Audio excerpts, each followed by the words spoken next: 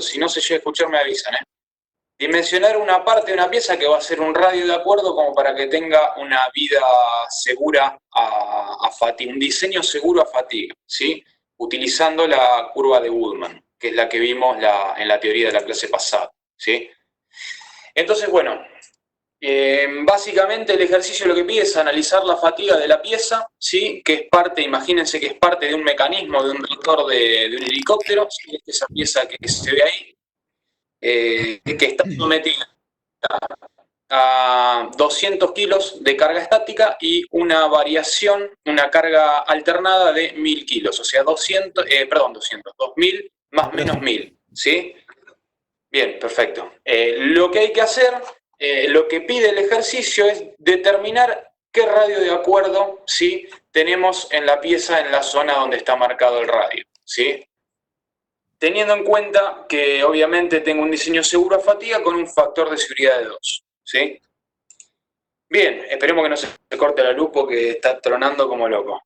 Como dato, obviamente se da el estado de carga, obviamente, porque se necesita para saber qué tipo de solicitación tenemos, obviamente. Se dan los datos, las propiedades del material, ¿sí? Ya saben que necesitamos la tensión última, la tensión de fluencia, por si queremos hacer un análisis estático y verificar, ¿sí? Se dice que hay el límite de fatiga del material es 0,5 de la tensión última, ¿sí? Ya lo hablamos en la teoría.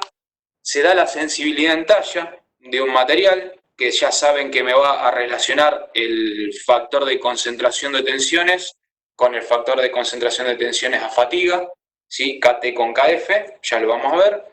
Y se dan todos los factores a tener en cuenta, ¿sí? Como para afectar el límite de fatiga de la pieza respecto al del material.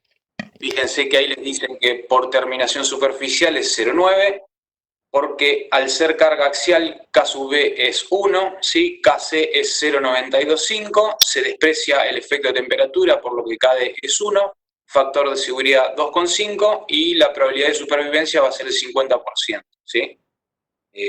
Usamos la curva al 50% de probabilidad.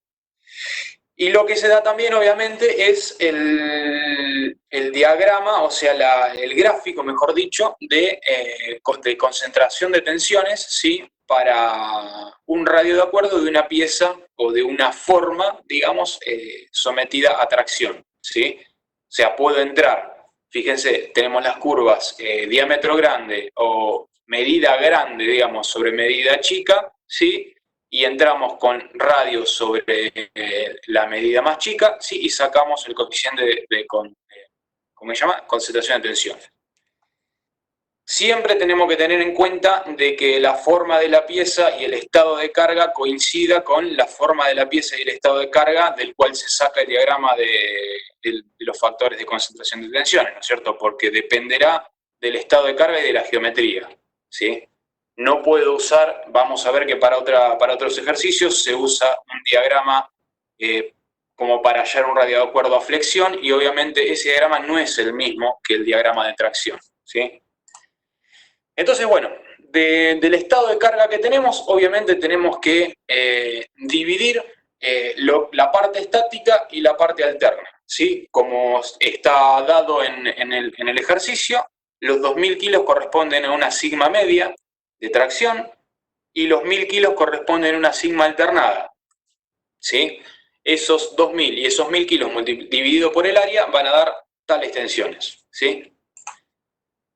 A lo que vamos a llegar es, bueno, a sacar cuánto vale ese radio de acuerdo, como les comentaba, sacar esa dimensión y a poder construir el diagrama de Woodman, ¿sí? Tanto el que está acostado sobre el eje de las X, o sea, los esfuerzos, donde se ponen los esfuerzos medios, como el diagrama de la izquierda, que es el diagrama que se ponen, digamos, en el que tenemos que entrar con sigma medio y la tensión y más menos la tensión alternada, como para ver si estamos dentro de la zona segura del diagrama.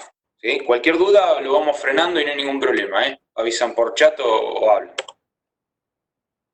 Entonces, bueno, tenemos la ecuación de Woodman, ¿sí? Que es la que nos dice que si estamos por encima o por debajo de tal curva, ¿sí? Tenemos falla o no por fatiga, ¿sí? Recuerden que, como hablamos en la teoría, ¿sí? La ecuación de Goodman tiene dos términos. Hay un término que es de tensiones variables, que es el primero, es el de la izquierda, ¿sí? Donde básicamente es una relación de las tensiones alternantes, ¿sí? Solicitantes sobre la tensión del límite de fatiga, que sería la máxima que podría solicitar, ¿sí? Y otro término más que obviamente se suma porque es una adición de efectos, ¿sí? Que son las tensiones que serían constantes. Fíjense que sería la tensión media, en la que tenemos que considerar el factor de concentración de tensiones, sobre la tensión constante, tensión constante sobre la tensión última de la pieza o máxima, ¿sí? Eso está igualado obviamente a 1 sobre el factor de seguridad. Fíjense que si nosotros no tuviéramos tensiones alternadas y eliminamos el término de la izquierda, nos quedamos solamente con el término estático, y es simplemente el cálculo que vienen haciendo en estructuras, de decir que la tensión que yo tengo en la pieza dividido la tensión máxima que puede tener el material, tiene que ser igual, obviamente, a 1 sobre un factor de seguridad X, ¿sí? Bien. En cuanto a la ecuación, esta ecuación de Goodman no es más que solamente la recta, ¿sí? Que se dibuja justamente en el diagrama, para construir el diagrama de Goodman. Fíjese que acá está explicado, ¿sí? Por un lado se ponen sobre el eje vertical o el eje de la Y, se ponen las tensiones alternadas, ¿sí? O la tensión o el límite de fatiga, ¿sí? Para construir la línea de la que nosotros decimos si vamos a estar por arriba o por debajo, si estoy por arriba estoy pasado y se rompería fatiga, y si estoy por abajo estoy seguro, se coloca la tensión alternada justamente, ¿sí? El límite de fatiga, ¿sí? A una tensión media igual a 0, ¿sí? Es la que calculamos multiplicando con la productoria de los K, ¿sí? Y luego sobre el eje de las X se coloca la tensión última, ¿sí? Fíjense, obviamente es una línea recta, porque yo les digo, bueno, a ver, si tengo tensión media igual a 0, y bueno, yo no voy a poder tener tensiones alternas de mayor valor que la sigma SE, obviamente, ¿no es cierto? A medida que vaya teniendo tensiones, justamente tensiones medias, o sea, tengo un valor entre 0 y la sigma última, me va a permitir, justamente esta curva me va a permitir tener una amplitud, una sigma de amplitud cada vez menor, ¿no? Porque termina siendo una cuestión lineal, en definitiva. Entonces, si nos vamos obviamente al otro caso extremo en el que la sigma media es igual a la sigma última, obviamente la curva no me va a permitir tener nada de tensión alterna, porque me está diciendo, bueno, te pasás, agregás un ínfimo de carga y te estás pasando, ¿sí? Esto es más que nada para que les quede claro que lo único que estamos haciendo es si estamos por arriba o por debajo de una recta, ¿sí? Por ahí para volver acá, fíjense que acá también lo que se pone es, supónganse que tracemos la curva de tensión de fluencia, ¿sí? Porque como nosotros con el diagrama de Goodman trabajamos hasta la tensión última, por ahí quisiéramos no llegar a la fluencia, ¿sí? Fíjense, no sé si se ve el cursor del mouse. Sí, sí. ¿Se ve el cursor mío del mouse? Sí, Mariano, sí. Ah, perfecto. Sí, Bueno, sí.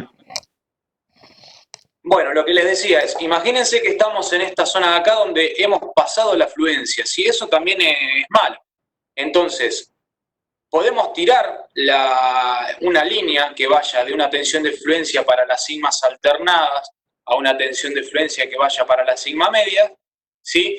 Y si nos estamos pasando de esa tensión de fluencia, podemos también limitar el diagrama, obviamente, que es lo que hace el diagrama de Goodman modificado, ¿sí? Bueno, esto es un poco para que vean por dónde nos vamos a mover, ¿sí? Bueno, en cuanto a lo que a nosotros nos corresponde, fíjense qué es lo que decía. Bueno, tenemos que dividir entre lo que es estático y dinámico, ¿sí? Y la parte estática, ¿sí? Vamos a ver acá qué es lo que tenemos que poner en los numeradores de la ecuación, ¿sí? En la parte estática tenemos que poner justamente la tensión debida a la carga estática, que serán estos 2.000 kilos dividido el área menor, ¿sí? Trabajamos siempre con el área menor de la pieza, justamente acá está nombrada, el área de la zona reducida, ¿sí? que serán 24 por el ancho que estaba en las primeras filminas, creo que era 12 milímetros. Y tenemos que agregar el factor de concentración de tensiones, ¿sí? Debido a que la sensibilidad en talla que tiene el material es mayor a 0,8, ¿sí? No sé si querés hacer algún comentario ahí, Claudio, que vos por ahí estás más en detalle con esto, si no sigo de largo. No, está bien. Recuerden que la ecuación de Goodman únicamente se modifica cuando el Q es, el material es muy sensible en talla o está muy cerca de 1. Por ejemplo, para mayor a 0,8, generalmente las tensiones medias son afectadas por el KT, porque justamente son ellas las que se ven influenciadas por el comportamiento estático, ¿no? Multiplicando las tensiones locales.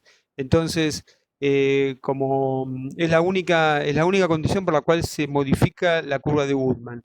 Si tuviera un Q, perdón, una sensibilidad en talla menor a 0,8, no se pone el KT ahí y se escribe la fórmula tal cual la puso Mariano ahí, sin el KT adelante. Son criterios de diseño. Perfecto. Bueno, acá lo que podemos ver es que como va a estar metido, como vamos a tener que meter el KT, ¿sí?, sobre el denominador de la ecuación, y también el efecto de KT va a modificar el valor del límite de fatiga de la pieza, obviamente, porque va a modificar el valor del K sub F, ¿sí? Lo que vamos a tener que hacer acá es decir, bueno, a ver, proponemos un radio, ¿sí?, sacamos un KT y luego nos metemos en esta ecuación y verificamos que cumpla el factor de seguridad que queremos, ¿sí?, porque no lo vamos a poder despejar tan fácil. En este caso creo que sí se puede llegar a despejar porque está metido acá, por ahí queda engorroso. El que quiere lo despeja, o el que quiere directamente itera un par de veces y saca cuánto debería ser el radio. En ¿Sí? este caso, disculpame Mariano, en este caso lo van a Sí. poder resolver así. Las dos maneras son válidas, ¿no? O por un desarrollo de la ecuación o por iteración. Es algo parecido van a aplicar en el ejercicio 2, después cuando lo veamos. Claro. Entonces, bueno, por un lado está esto. Ahora, lo que serían los denominadores, justamente, bueno, en la parte estática va la tensión última, ¿sí? No va nada más. Y en lo que sería la parte alternada, ¿sí?, va a ir directamente el límite de fatiga del material multiplicado por todos los coeficientes, ¿sí?, que me terminan dando el límite de fatiga de la pieza, ¿sí? Acá un poco hablamos que el KF, con la sensibilidad en talla del material, ¿sí?, nos va a relacionar al KT, ¿sí? Bien, ¿qué más por acá? Bueno, el sigma SE, el límite de fatiga del material se va a ver afectado en un 50% del límite último del material estático, dado que la tensión última es menor a 1400 megapascales, eso ya lo habíamos visto. Entonces, lo que les decía, van a tener que meterse, ¿sí?, hallar un KT y luego sacar el radio mínimo, o iterar, eso no hay ningún problema. Una vez que hallaron el valor, si quieren, se puede graficar justamente dentro de las curvas de Goodman. Acá lo que hacemos es graficar lo que les mostramos hoy, ¿sí? Podemos tirar primero la línea de fluencia, ¿sí?, entre la tensión de fluencia para las tensiones alternadas y la tensión de fluencia para las tensiones medias, ¿sí? Si estuviéramos haciendo un diseño estático-fluencia, tendríamos que estar dentro del triángulo, ¿sí? Supónganse que podemos sumar la tensión alternada y la tensión estática, ¿sí?, pero de forma estática, ¿sí? Deberíamos verificar de estar dentro del triángulo justamente de la tensión de fluencia.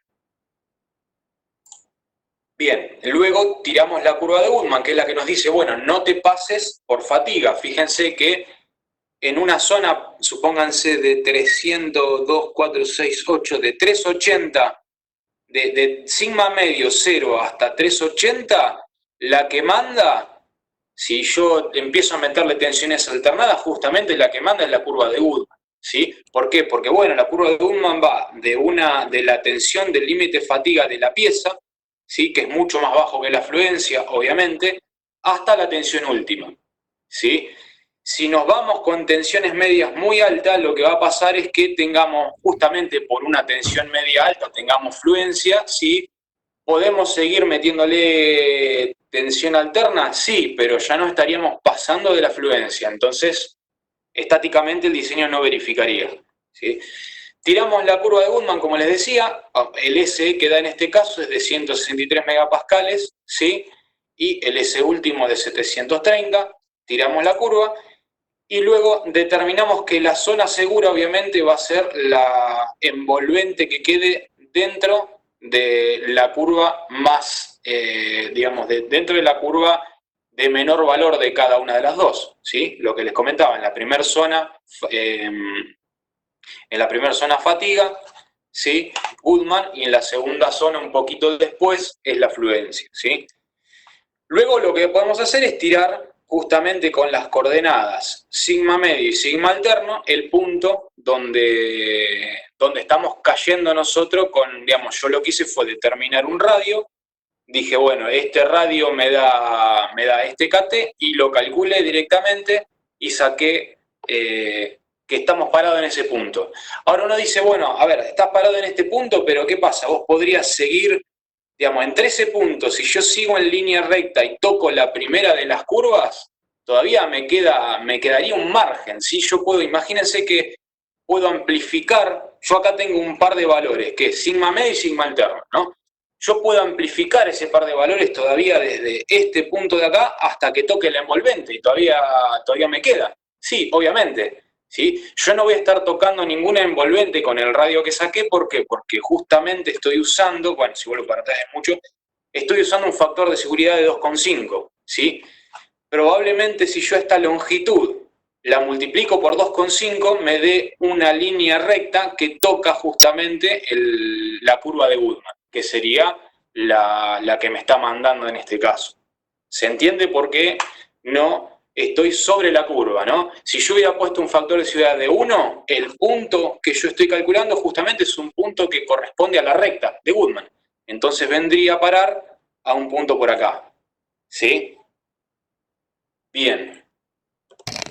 Una aclaración, Mariano. Esa es la explicación que diste, está perfecta. La otra sería, Sí. porque vos esta curva que dibujaste, esta recta, mejor dicho, de 163 megapascal hasta la tensión última, no le aplicaste el 1 sobre n. Si vos a esta Bueno, le- en realidad, sí, no, bueno, no me acuerdo, creo que no, sí, no, que está aplicado. No, si no vos está le aplicado, bajás, no está aplicado. ¿eh? Claro. ¿Cómo? No, que tenés razón, no está aplicado. No, por eso, si vos le aplicás, si acá en el eje de las I, que de las tensiones alternas, le pones un 1 sobre n y tirás una paralela a esta, te va a caer en ese punto. Exacto, exactamente, exactamente. Esto que vos Exactamente. comentás que se puede extender es hasta la recta, es porque no tendría factor de seguridad. Exactamente. Sin factor de seguridad te irías hasta la recta. Ese sería el... Exacto. Ah, Exactamente, sí. Digamos, esta línea acá, como bien dice Claudio, es la línea de Goodman sin tener factor de seguridad. Si yo tuviera la línea de Goodman con factor de seguridad, sería una línea más cortita que pasa eso, por acá, exacto, ¿sí? Y me daría que el punto este está sobre esa línea, ¿sí? exacto. Yo lo dije así como para que se vea sin factor de seguridad, se ve un Está poquito mejor. perfecto. Está perfecto que se visualiza el efecto del factor de seguridad. Te cae Bien. de forma segura dentro de la línea de Goodman. Perfecto, perfecto. Bueno, y el diagrama lo podemos dibujar también como lo teníamos visto, ¿sí? Poniendo en el eje X las tensiones alternas, perdón, en el eje X las tensiones medias y en el eje Y las tensiones alternas, que es el diagrama de Goodman original, ¿sí? En el que marcamos, bueno, tenemos un punto que es el que está allá arriba, en el que marcamos con las coordenadas sigma último, tiramos una recta a 45 grados, ¿sí? Y luego marcamos más o menos el límite de fatiga de la pieza, ¿sí? En el eje para tensiones medias igual a 0. Tiramos las dos rectas, ¿sí? Y esa sería la envolvente de Goodman común y corriente, que no me caiga justamente que me caiga dentro de ese triángulo con un pico muy agudo. ¿sí?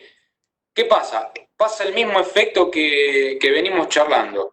Si yo me voy, digamos, si yo voy caminando con una sigma media, a medida que voy aumentando la sigma media y veo las alternas que las tengo que poner en vertical, me da obviamente menos margen de alternar hasta que tengo la sigma última.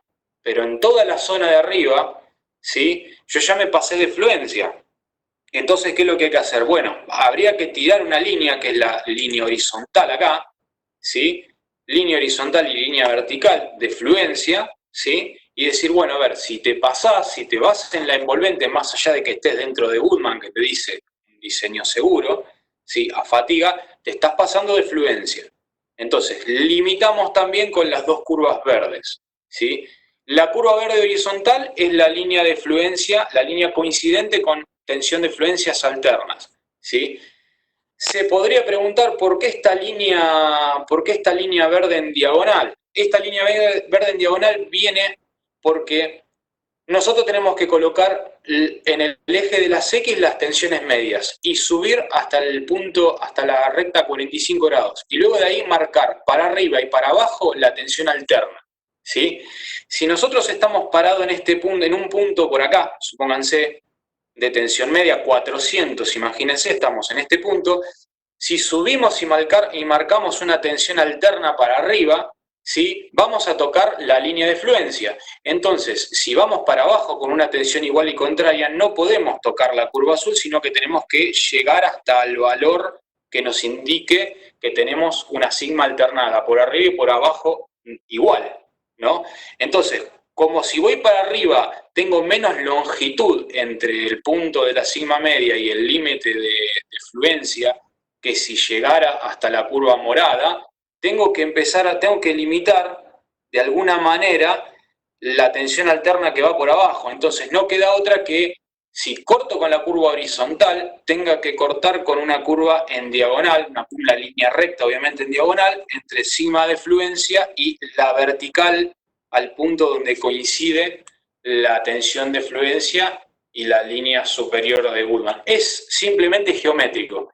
Cuando yo me paro con la tensión media en el punto, en la línea de 45 grados, tengo que ir para arriba y para abajo con una tensión igual, ¿sí? Si para arriba tengo menos longitud que antes, bueno, para abajo también lo tengo que tener. Es puramente geométrico, ¿sí? Entonces, bueno, hablábamos que la zona segura termina quedando esa zona que está ahí adentro, ¿sí? Mariano, Entonces, sí, sí, no, simplemente para que le comentes a los chicos, que esta curva tiene una pequeña variación respecto a la curva que dimos en clase. ¿Te acordás que hablamos ayer? Que, sí, sí, sí, pero a ver, esta es la curva de Goodman modificada de la modificada, por así decir, porque esta es la curva de Goodman original, la curva de Goodman modificada, que es la que di yo en clase, y esta que sería otra modificación a la modificada, que es lo que acaba de claro, explicar Mariano. Esa diagonal que sale desde el punto de intersección de la tensión de fluencia con la línea a 45 grados, que sale en diagonal, es de acuerdo a lo que explicó Mariano. En la que yo expliqué, que es la modificada, que en los libros o en la bibliografía aparece modificada, va hasta la línea media. ¿Sí? Y después baja vertical y corta a la otra, marcarlo, porque yo no puedo marcarlo, Mariano. Eh, acá, sí, esa. Ahí y eso volví. es. Exacto. La modificada de Después la volver primera por sur. bibliografía es en ese punto, exacto. Es nada más una La- aclaración, pero es válido. Lo que dice Mariano está clarísimo y cualquiera de las dos curvas puede utilizarse. Hay algo para aclarar de claro, todo esto y es que es raro ver un diseño en esa zona. Es muy raro, tan cerca del límite de fluencia del material, ¿sí? claro, Generalmente estamos trabajando más en la zona media de esa zona amarilla que marcó Mariano. claro, bien. Entonces, bueno, acá lo que vamos a hacer es después posicionar la tensión que obtuvimos de la pieza y las tensiones alternadas. Bueno, el estado, se me fue. Entonces decimos, bueno, la tensión media, ¿dónde está? La tensión media era 135 megapascales. Listo, perfecto. Vamos para arriba y nos paramos en el punto de la recta 45 grados. Ahora decimos, bueno, a ver, la sigma máximo, ¿cuánto era? Bueno, será la tensión media más la tensión alternada. 170 megapascales, me da en este punto de acá arriba, ¿sí? Y la tensión mínima, ¿cuál es? Bueno, abajo es la tensión media menos la tensión alternada, 100 megapascales, ¿sí? Entonces, terminamos viendo que nuestra sigma media más menos tensión alternada está dentro de la envolvente de rotura por Goodman. O sea, sería, bueno, acá terminó, sería un diseño seguro a fatiga, ¿sí? Bueno, hasta acá el ejercicio. No Bueno, sé un si alguien segundito, tiene una dudas. cosita más para aclarar, Mariano. Sí, Fíjense que cuando se dice, a veces se pone acá solo el eje de las I, tensiones alternadas, como puso Mariano, se está refiriendo a las tensiones, la amplitud de la tensión más la tensión media, ¿sí? ¿Por qué? Porque es la tensión claro, máxima la que uno tiene acá. claro, Eso que marcó Mariano, que es la media más la amplitud de la tensión es la tensión máxima, por definición, y la media exacto, menos la tensión de amplitud o la amplitud de la tensión es la exacto. tensión mínima. ¿Sí? Es lo que está ahí, ¿sí? ¿Es ese punto o ese punto? ¿Sí? Bueno, Preguntas, no sé si... chicos, antes de pasar a los ejercicios, preguntas que le quieran hacer a Mariano, alguna duda que les quedó. Así, si no hay dudas, continuamos y si hay dudas, se tratan de responder. Sí, hola. Eh, Buenas, sí, tengo una consulta. El objetivo de hacer la curva, la modificación de la curva modificada es solamente para asegurar la zona segura y así asegurarse mejor el funcionamiento de una pieza o va por algo más también. No, esa línea verde que yo les dije, esa línea diagonal, ¿vos te referís a esto? Claro, sí, Es solamente, te lo está limitando porque este tipo, digamos, porque este tipo de problemas está dado para una tensión media y una tensión alterna de igual valor para arriba y de igual valor para abajo. Entonces, poner la zona que está debajo de esa línea verde, toda esta zona de acá, medio que por ahí no tendría sentido porque si vos ya estás parado sobre una tensión media y te vas para arriba, ponele que estás parado acá, te vas para arriba y te da, no sé, 4 megapascales más, estás en esa línea borde. 4 megapascales para abajo ya estarías en la misma, en el mismo punto, del lado de abajo. ¿Entendés? No podés pasarte para abajo con el estado de carga que vos tenés. Entonces te lo limitas solamente a decir, bueno, tenés la misma distancia vertical para arriba que para abajo. Nada más. Y una claro, cosita más. Una aclaración más a lo que dijo Mariano. Vos fíjate que en esa zona, ¿sí?, están predominando otros efectos más que la fatiga. La fatiga, por definición, se da en régimen elástico. Son bajo cargas cíclicas en régimen elástico, bien metido en la curva, en la recta, perdón, de lineal del material, ¿no? Cumpliéndose justo. ¿Sí? Ahora, estás trabajando ahí en un lugar donde predominan los fenómenos de fluencia. Es decir, el Claro, material, antes de fallar por ciclo, está rompiéndose por plasticidad. ¿Sí? Deja de tomar carga por plasticidad. Por lo tanto, si una componente es elástica, pero la otra componente es plástica, pero la plástica no está tomando carga. Entonces, es una zona donde el fenómeno es más de plasticidad y por eso te lo limita que por ciclos de carga, por la tensión aplicada, ¿sí? Entonces, trabaja lejos de ahí porque estás plastificando el material. Entonces, la ruptura es por plastificación y no por fatiga. exacto. ¿Se acuerdan del clip el otro día cuando vimos un ejemplo de una persona que hacía un ensayo de clip que decía, esto es fatiga? Y el hombre le daba una gran amplitud, en realidad estaba deformando plásticamente al material, ¿sí? Y lo corta en muy pocos ciclos. Si ustedes agarran un clip, hagan la experimentación, y hacen el mismo proceso de aplicar ciclos, pero con pequeña amplitud, y van a tardar un montón en romperlo, ¿sí? Claro. ¿Por qué? Porque el material está en régimen elástico y puede aguantar más ciclos. Ahora, si ustedes lo pasan de amplitud, si le dan más amplitud lo plastifican y con menos ciclos se rompe, porque ya el material está en cierta manera dañado por efecto de plasticidad. ¿Se entiende? Sí, sí. Por lo menos yo entendí. Bueno, no sé si había quedado alguna otra duda de este chico que habló recién, o porque creo que quiso hablar, o no sé. Si no, pasamos a los ejercicios. ¿Alguna otra consulta, chicos? Así pasamos. porque corremos riesgo que se corte la luz, fuera de broma. Hay mucha tormenta eléctrica. Sigamos, perfecto. Acá Bueno, Abogado dice que sigamos. Vamos a los ejercicios. vamos a ver los ejercicios. Esto no sé qué pasó. Bueno, yo voy a arrancar explicando el 3 y el 4 y después Claudio va a explicar el 1 y el 2, ¿sí? El ejercicio 3 de la práctica tenemos un diagrama máster del acero IC 4340 con concentración de tensiones, ¿sí? Con un concentrador X que fíjense tienen el diagrama del diagrama máster ahí y ahí abajo dice KT3,3 creo que dice, entonces sería el factor de concentración de tensiones. Y lo que dice es, dado este diagrama, dice, estimar el rango de tensiones cíclicas que podría soportar una pieza plana con un orificio, que es el de justamente del cual se sacaron estas curvas, cuando la relación de carga va de 0,4 a menos 0,4, al completar 10 a la 4 ciclos, ¿sí? Graficar esa variación, o sea, van a ir sacando los pares de tensiones e ir haciendo el gráfico, ¿sí? Para realizar esto, bueno, tienen el diagrama básicamente, que el diagrama nos da una idea de tensiones alternadas, tensiones medias que se están aplicando y número de ciclos, ¿sí? Entonces, lo que tienen que tener en cuenta ahí que el diagrama justamente nos está dando, si el estado de cargas estaría dado por esta ley, ¿sí? Que tenemos una tensión media y una tensión alternada, ¿sí? Si miramos las líneas en diagonal del diagrama, nos está dando la tensión media y la tensión alternada, ¿sí? O sea, cuando nos metamos en un punto, que ahora vamos a ver cómo lo hacemos, si nos movemos hasta esos dos ejes, sacamos media y alternada. Y a su vez, nos está dando la tensión mínima y la tensión máxima, ¿sí?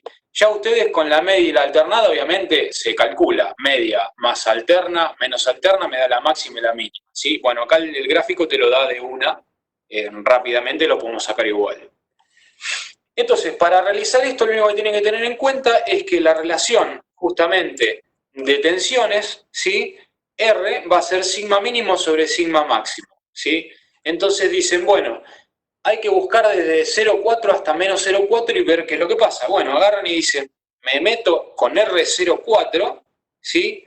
Y bajo por una recta hasta 10 a la 4, 10 a la 4 ciclos, que es esta curva de acá. Tengan cuidado de meterse en esta y no en la línea llena, porque fíjense lo que dice acá, ¿sí? La línea llena es para el que no está entallado y la línea punteada es para el que está entallado, ¿sí? Justamente fíjense que si nos fuéramos para la línea llena, ¿qué pasa? Nos metemos con relación 0,4 y nos da acá. Fíjense que si bajamos perpendicular a la línea de tensiones medias, ¿sí? Nos va a dar un valor de tensión media alta, más alta que el punteado, y un valor de tensiones alternas más alta que el punteado. Y sí, obviamente porque estamos viendo el material sin entallar, ¿sí? Volviendo a esto, entonces vamos hasta 10 a la 4 ciclos. De ahí vamos perpendicular al eje de tensiones alternas y sacamos a qué tensión alterna corresponde y sacamos a qué tensión constante, constante corresponde, ¿sí? Luego podemos sacar la tensión máxima y la tensión mínima, tranquilamente. Así hay que hacerlo con cada una de las relaciones que se ve ahí, R02, 0, menos 02, menos 04, graficarlas, ¿sí? Graficar las distintas variables y llegar a una conclusión, o sea, vamos a ir desde, fíjense, tener un R de 0,4 significa que la sigma mínima es un 40% de la sigma máxima. Y tener un R de menos 0,4 significa que la sigma mínima es menos un 40%. Entonces, piensen ustedes qué significa que el R sea negativo, qué significa que sea positivo, grafíquenlo y vean cómo varían, si aumentan las tensiones alternas respecto a las medias, si disminuyen, y saque conclusiones de por qué, ¿sí? Siempre recuerden que estamos a la misma cantidad de ciclos, lo único que estamos haciendo es variar las relaciones de carga media y carga alternada, ¿sí? En función de eso deberían sacar una conclusión, ¿sí? No sé si hay alguna duda de este ejercicio, pasamos al siguiente.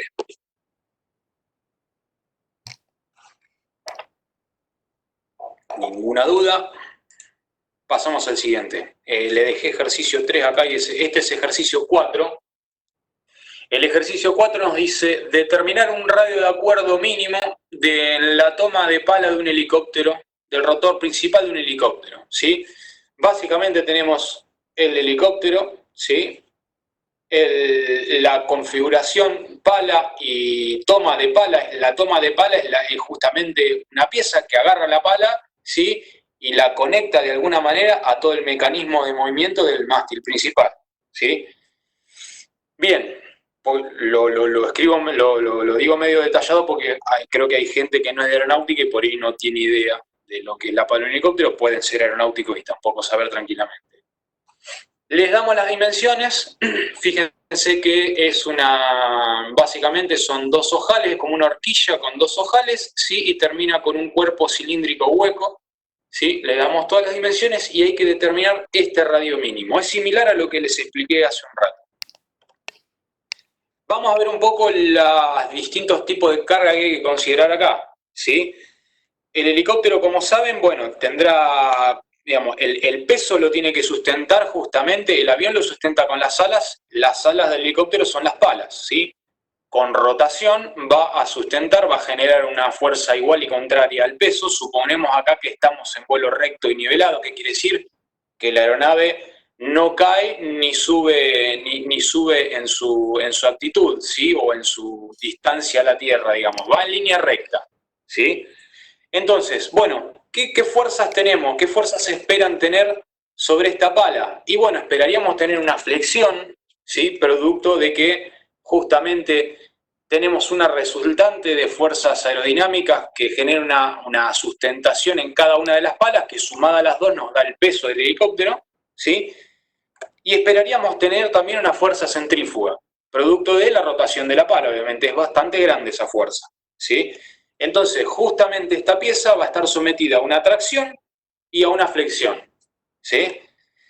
¿Y dónde está la cuestión de la carga alternada? Porque acá, si vos decís, bueno, ¿qué vas a alternar? Alternar el peso, ¿sí? O alternar las revoluciones son cosas que no tienen una frecuencia elevada como para que haya fatiga por ese efecto, digamos. Acá el tema alternado puede estar, por ejemplo, cuando uno vuela avanzando hacia adelante con el helicóptero.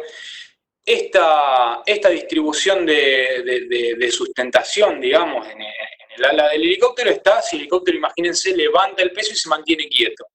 Ahora, si nosotros avanzamos, ¿qué es lo que pasa cuando el helicóptero avanza? Como se ve acá en las imágenes de arriba, ¿sí? Las palas justamente generan sustentación por una velocidad de aire que pasa a través de ellas, ¿sí? Bueno, perfecto. Si justamente estamos avanzando hacia una dirección y encima la pala está rotando, ¿qué va a pasar? Bueno, por un lado, por rotación, tiene una determinada velocidad que está viendo de la corriente de aire la pala. Pero hay que adicionarle a su vez, justamente, la velocidad relativa del aire que está viniendo hacia nosotros a la misma velocidad a la que nosotros vamos viajando, supongamos, ¿sí? Entonces, ¿qué pasa? Bueno, a lo largo de una revolución, la pala está viendo una variación justamente del aire que le está pegando, ¿sí? Si hay una variación de ese aire que le está incidiendo en la pala, va a haber una variación de la sustentación en cada revolución de la pala. Eso se ve un poquito esquemáticamente en la figura superior derecha, en la que justamente la pala que se ve de la izquierda, si miramos de arriba el helicóptero, sería la figura de abajo, sería la pala de la derecha, ¿sí? Y está viendo una mayor sustentación porque al sumarse la velocidad de rotación a la velocidad de rotación hay que sumarle la velocidad de la corriente de aire que le viene de frente, ¿sí? Por otro lado, la pala que se ve en la figura de la derecha, que sería la de la izquierda, a la velocidad de rotación hay que restarle la velocidad de la corriente de aire que le viene. Entonces, eso es una fluctuación justamente en la sustentación. Fíjense, en este caso, hay una velocidad de traslado del helicóptero de 100 km por hora y la punta de pala, al girar, tiene una velocidad de 800 km por hora. Entonces, justamente en este caso, La punta de la pala de la derecha tiene 900 kilómetros por hora y la punta de la izquierda tiene 700, justamente porque se restan, ¿sí? Todo esto es a título informativo, ¿sí? Para que vean de dónde puede salir la fluctuación en la pala, ¿sí? Le va a interesar por ir más a los aeronáuticos que al resto. En definitiva, tienen el estado de carga, no tienen que calcular nada que tenga que ver con la aerodinámica y demás, pero ya el estado de carga ya lo tienen cocinado. Tienen una carga aerodinámica estática, que sería la del peso dividido 2 del helicóptero. Justamente está a una distancia, ¿sí?, de 3,2 metros, porque la resultante de la sustentación se daría por esa zona.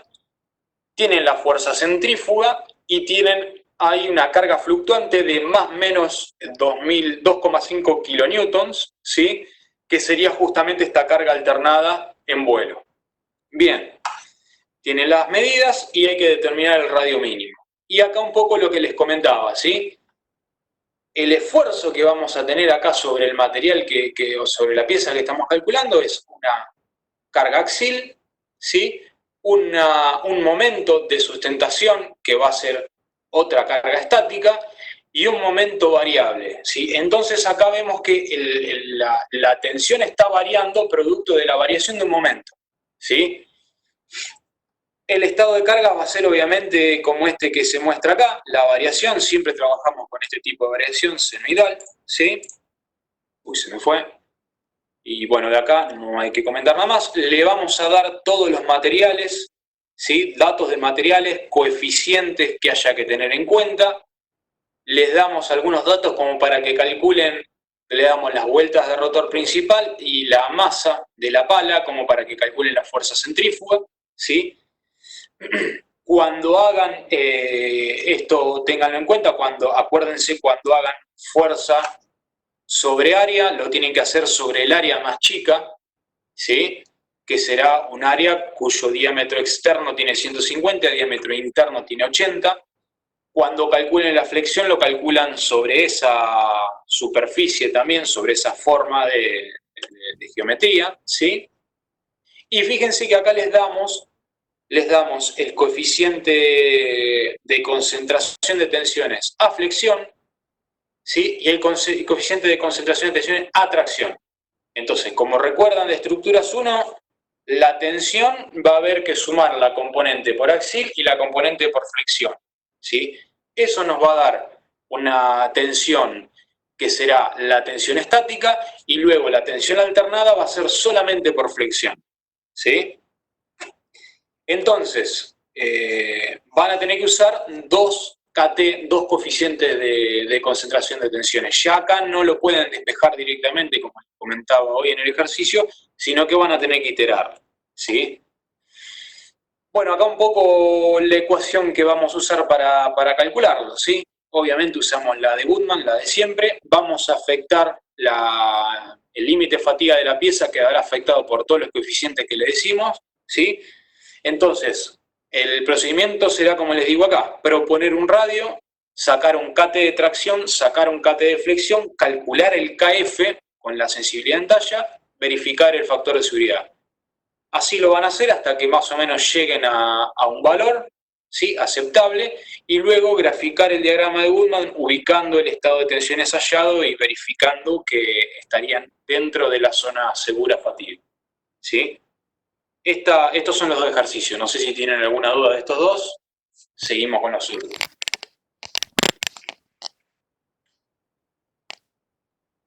¿Se fueron todos? No, ahí pone, Elías puso una duda. Ah, a ver. Sí. No será un chiste, ¿no?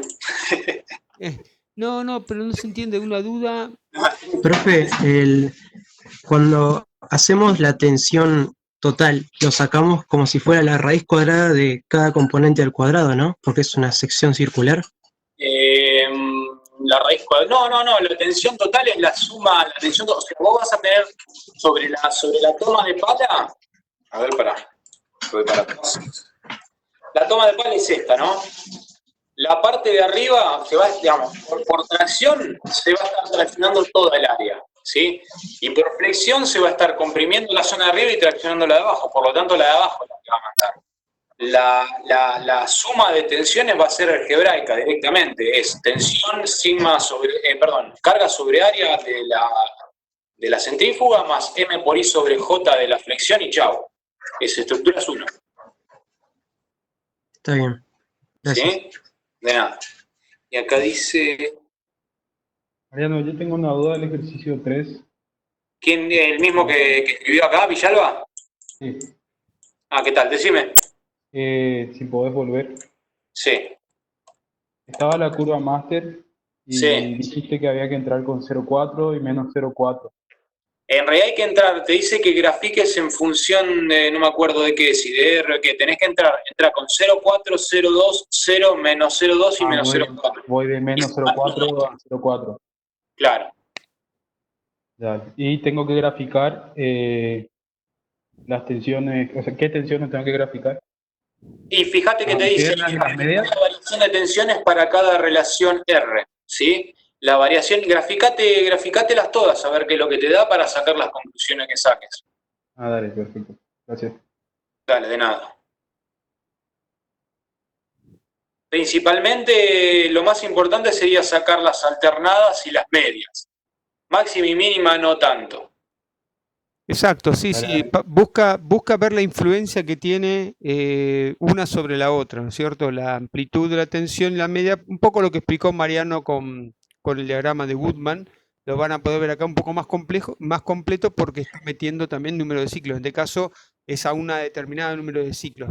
Recuerden que Goodman no nos habla de ciclos, ¿sí? Nos habla de una zona únicamente. Acá estamos definiendo a un determinado número de ciclos cómo sería, ¿sí? O cómo variaría, mejor dicho, ¿sí? La amplitud de la tensión y la tensión media, su relación, en función de diferentes R, ¿no? En función de cómo se relacionan la mínima con la máxima, ¿sí? Es un diagrama un poco más complejo, pero el objetivo es el mismo, ver quién tiene influencia sobre qué, cómo aumentando una tiene que disminuir la otra, o viceversa, o como sea. Eso es lo que tienen que analizar ustedes. Dale, profe, gracias. De nada, de nada. ¿Más preguntas?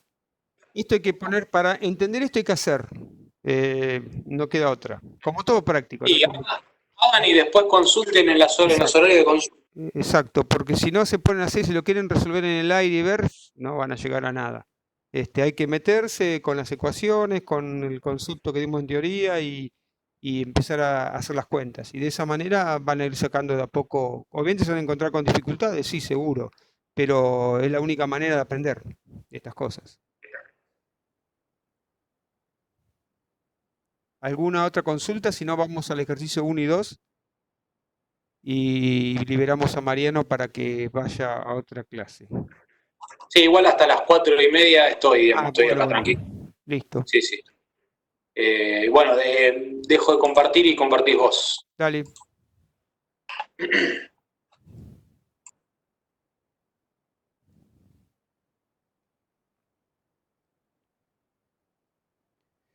Bien, vamos a ejercicios. No. Bien, bueno,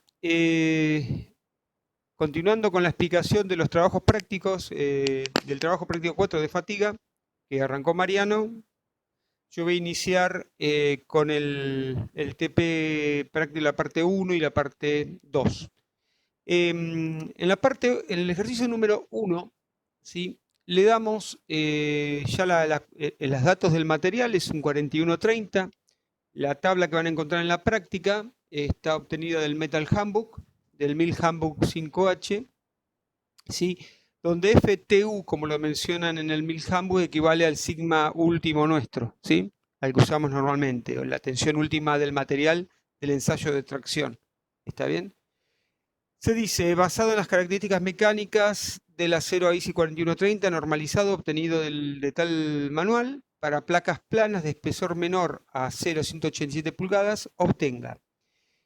Bien, A. Una función que represente a la curva R-1, considerando las condiciones establecidas en la teoría, ¿sí?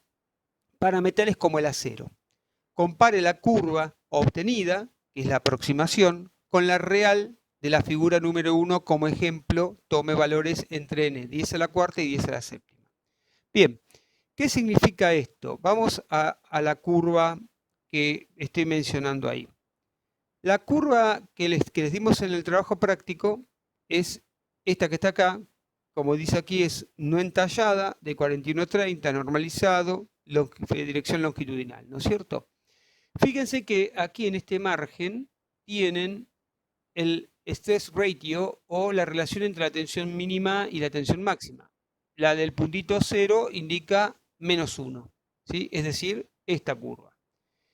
Esta es la real, es lo que he sacado de experimentación. Ahora yo les digo, o le estamos pidiendo, que encuentren una curva, que va a ser una curva aproximada, para que luego la comparen con valores de esta curva real, ¿se entiende? El objetivo de este ejercicio del 1A y el 1B es que vean que la aproximación a través de una ecuación de la forma SA por N a la B, ¿sí? La exponencial que vimos en teoría, cierra bastante bien con lo real, ¿sí? con la parte, digamos, de ensayo. Entonces, para obtener esa curva aproximada, S igual a A por N a la B, tenemos que partir de lo siguiente. Sabemos que para ceros, ¿sí? Si no tuviéramos esa curva, vamos ahora a hacer de cuenta que la curva que les acabo de mostrar no la tenemos, ¿sí? No existe, no podemos conseguirla. Entonces, ¿qué haríamos? Una aproximación. ¿Y cuál es la aproximación? Bueno, basarnos en lo que nos dice la teoría de tantos investigadores que estuvieron trabajando en este tema. Decía que para ceros, para carga axial, como es este caso, la S' se puede asumir como el punto 45 de la tensión última. Recuerden esto de repasar la teoría, ¿sí? Por lo tanto, defino el número, defino el n, que es el número de falla, de acuerdo al límite de fatiga para ceros. ¿Cómo era la definición del límite de fatiga? ¿Alguno me la puede mencionar? ¿Alto número de ciclos?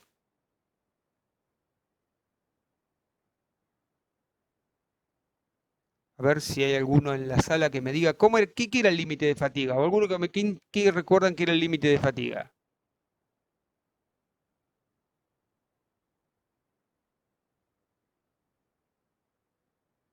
¿Ninguno se acuerda?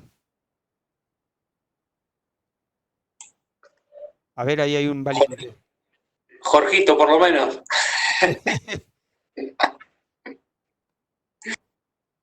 Pista, léanlo para el lunes, mandó Matías Copa. Bueno, entonces, yo no voy a decir cuál era el límite de fatiga, sino que voy a decir que simplemente es una tensión, ¿sí? Y esa tensión me va a decir que el material puede soportar infinito número de ciclos. Entonces, si conozco la definición del límite de fatiga que se da para esta condición, defino la tensión, luego para bajo números de ciclos, es decir, donde arranca el ensayo de viga rotatoria. Pregunta, ¿alguien se acuerda dónde arranca el ensayo de viga rotatoria? ¿De qué valor de tensión? Bueno, se ve que no leyeron absolutamente nada de fatiga. Normalmente la viga rotatoria, que era el ensayo de Wöhler, ¿sí? Arrancaba en 0,9 de la tensión última, ¿sí? Y aproximadamente en 10 a la 3 ciclos, 10 a la 4 ciclos, ¿sí? Entonces, ustedes lo que están haciendo es planteando condiciones extremas. Una a bajo número de ciclos, donde la tensión vale 0,9 de la tensión última, ¿sí?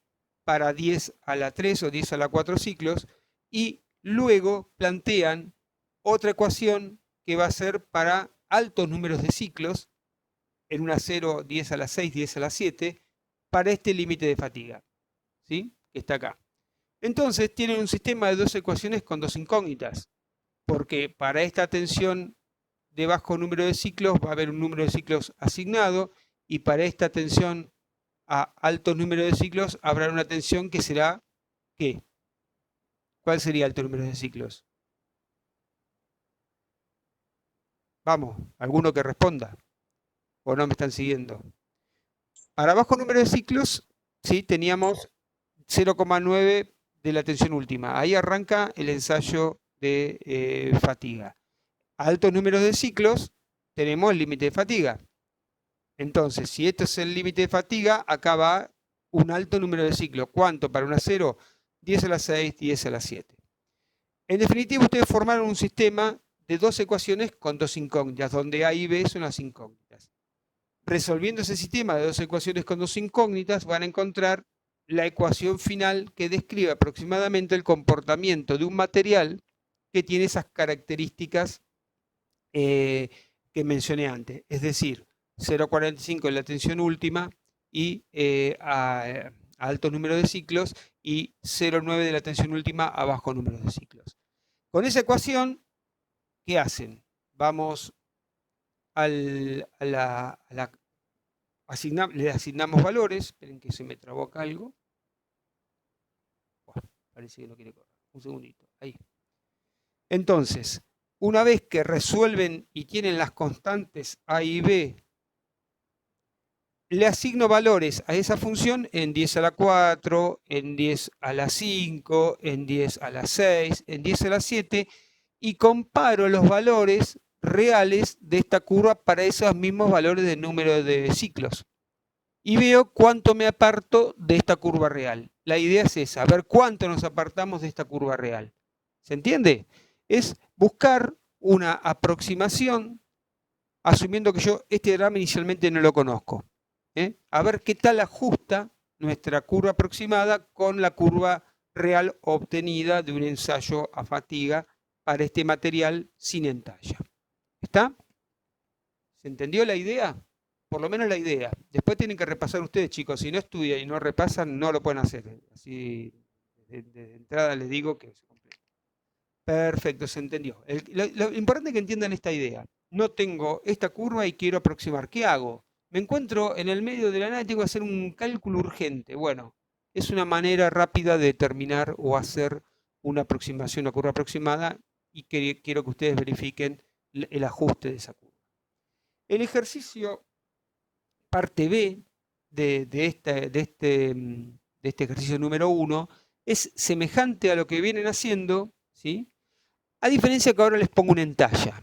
Es decir, ahora existe una cierta entalla que me va a modificar la curva original que ustedes encontraron. Lo que tienen que hacer es exactamente el mismo procedimiento, ¿sí? A diferencia que a altos números de ciclo, ¿sí? El límite de fatiga se ve afectado por el KF en este caso, ¿sí? Porque el KT es un valor dado, lo estamos dando acá, KT vale 1,5. Le damos también el valor del Q, ¿sí? Que está por ahí, ahora no lo veo. Y con el Q con el KT podemos determinar el valor de KF, que es el factor que reducía el límite de fatiga. Nuevamente van a encontrar un sistema de ecuaciones, de 2 ecuaciones con 2 incógnitas, A' y B', que van a diferir de la A y B que encontraron antes, porque ahora existe un KT, existe una entalla. ¿Cómo obtengo el valor de KT? Ah, no, el Q lo saco de acá, discúlpenme. ¿Cómo obtengo el valor de KF? Bueno, el KT es un dato, como dije, necesito saber Q. Q le damos la curva de sensibilidad talla. Un diluvio es esto. ¿Qué pasó? No, se cortó la luz, es un diluvio por acá. Ah, Perdón, sí. ¿Qué anda a batería tu máquina? Sí. No, ahora volvió de nuevo, se cortó y volvió. Bueno, sí.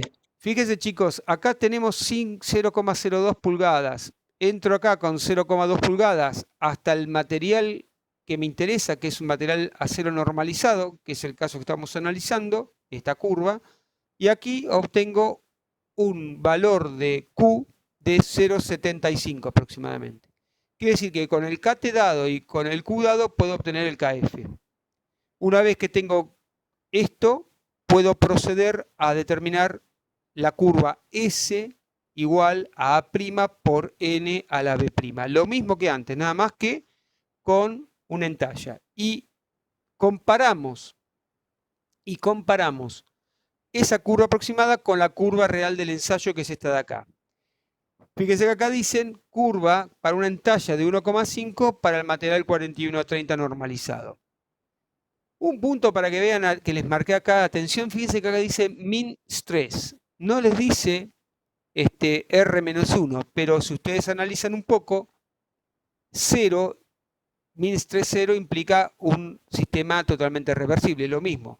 Hablar de R-1 o hablar de tensión media nula es hablar de un ciclo totalmente reversible de carga. ¿Está? Muy bien, entonces ¿qué hacen?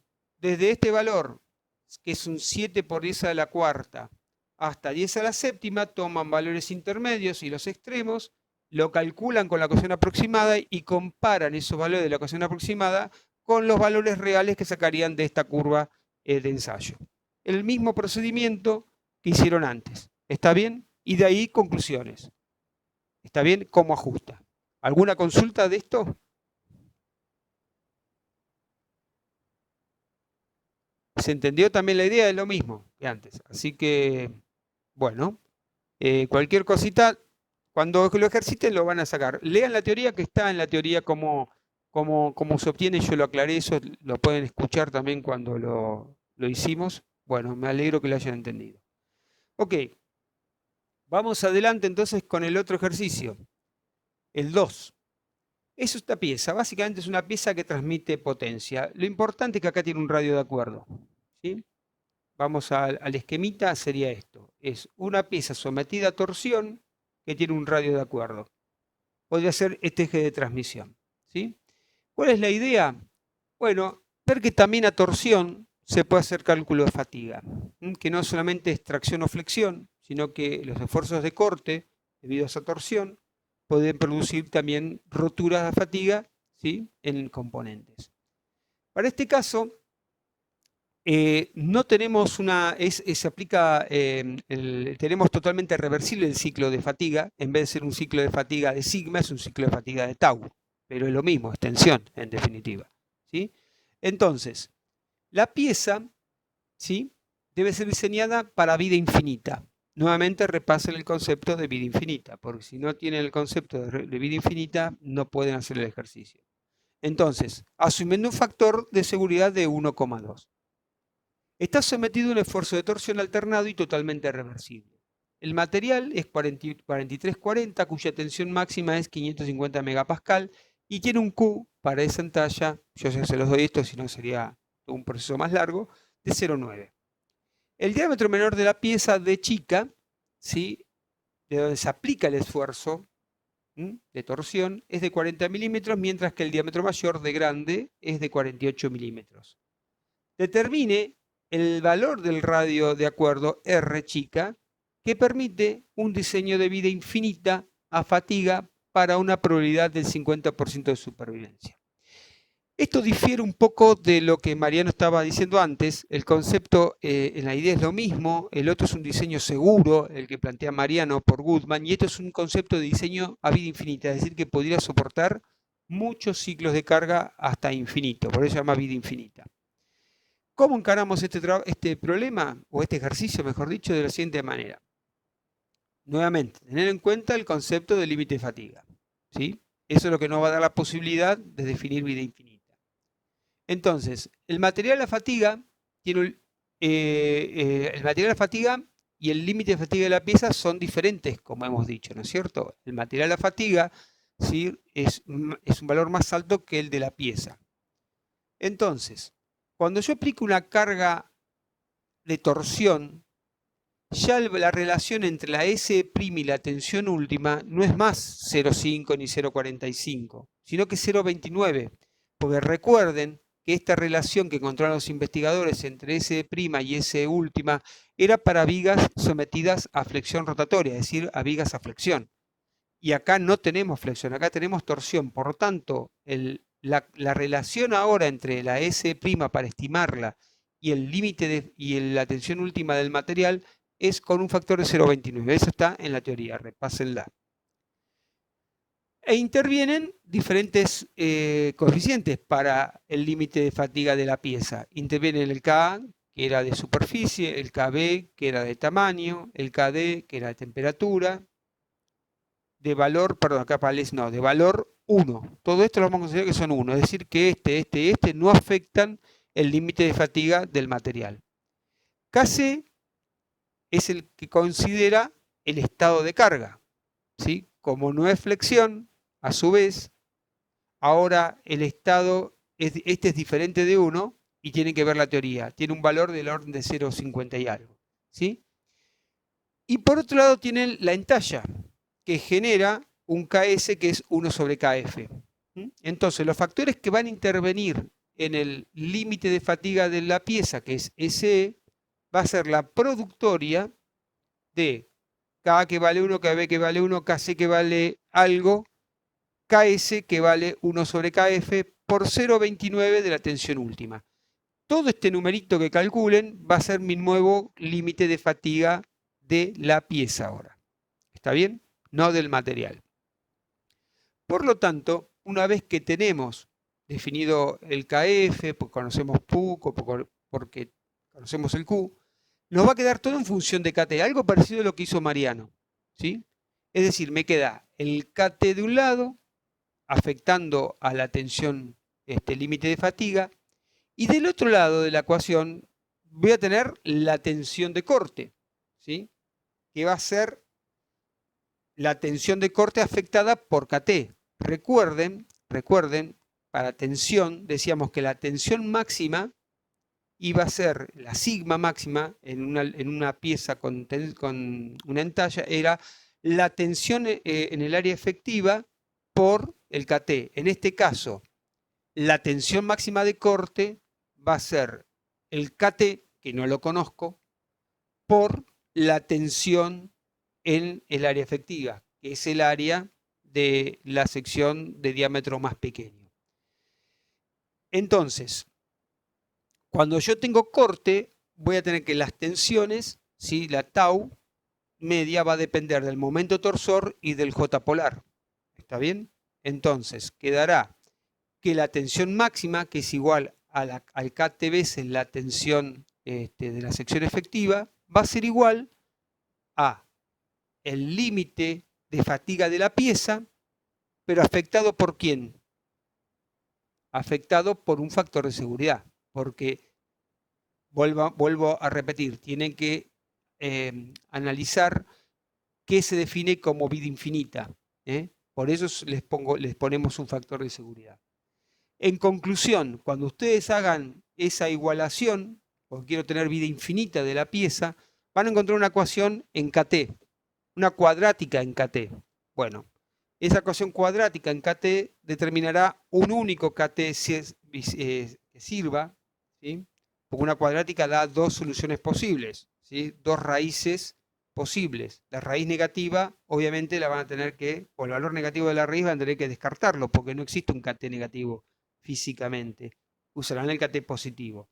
Con el KT positivo, el KT que hallaron, entran en esta curva, ¿sí? Hasta la relación de diámetros, y a partir de la relación de diámetros pueden encontrar la relación R sobre D, y a partir de la relación R sobre D encontrar el R que me hace considerar que esta pieza trabaje a vida infinita fatiga. Hay que hacerlo, las cuentas, para que uno lo pueda entender, porque así como yo lo planteo parece muy complicado, pero en realidad no lo es. Tienen que tener en cuenta, repito, tienen que tener en cuenta la definición del límite de fatiga, ¿sí? Cómo se afecta el límite de fatiga por los factores que intervienen en la pieza, porque existe una pieza, ya no existe un material, es un material conformado para una pieza, y plantear la condición de la tensión máxima de corte para poder determinar la igualdad, digamos, entre las tensiones que yo quiero que trabaje la pieza a vida infinita. Si uno plantea eso, llega rápidamente a una ecuación en KT, que van a tener que, a partir de ese KT que determinen, entrar a esta curva. Y ahí sacar el R. ¿Está?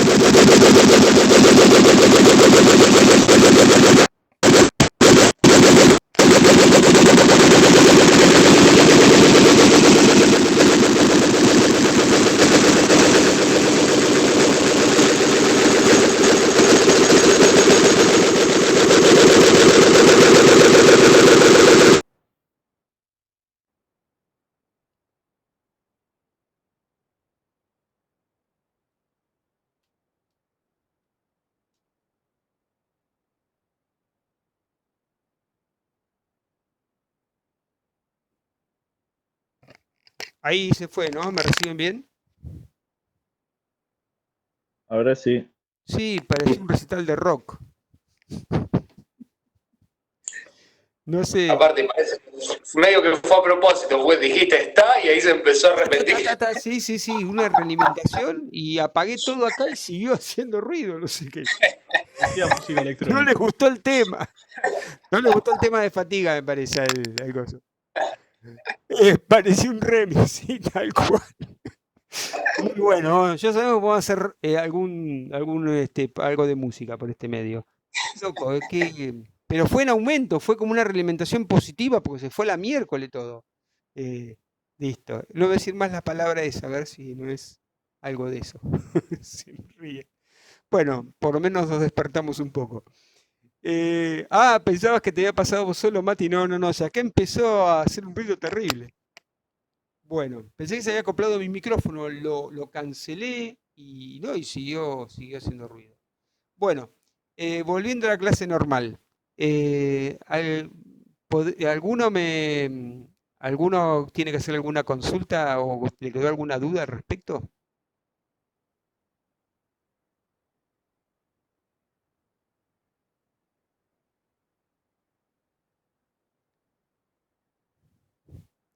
El CATE se lanza un horizontal, claro, claro, tal cual. Vos venís con el valor que te dé KT, te da por acá, ponele, venís por acá hasta la curva que relaciona los diámetros y descendés y encontrás R sobre D.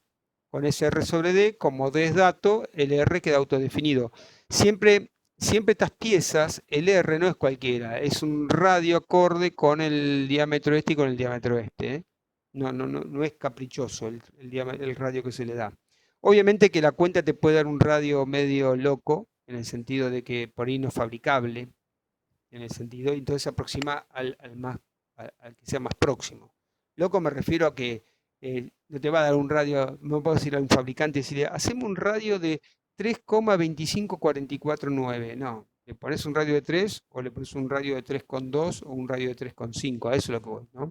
Eh, Porque a veces dan ese tipo de cosas, como estás usando curvas aproximadas y demás, puede encontrar radios medios así raros. ¿Alguna otra consulta? Es importante esto que les comento, chicos, de repasar la teoría. Le peguen una leidita y con eso tiene que andar la cosa. ¿Está? Bien. ¿Alguna consulta más? Si no, pasamos a un poco de lo último de teoría que quede y ya con eso estamos terminando fatiga.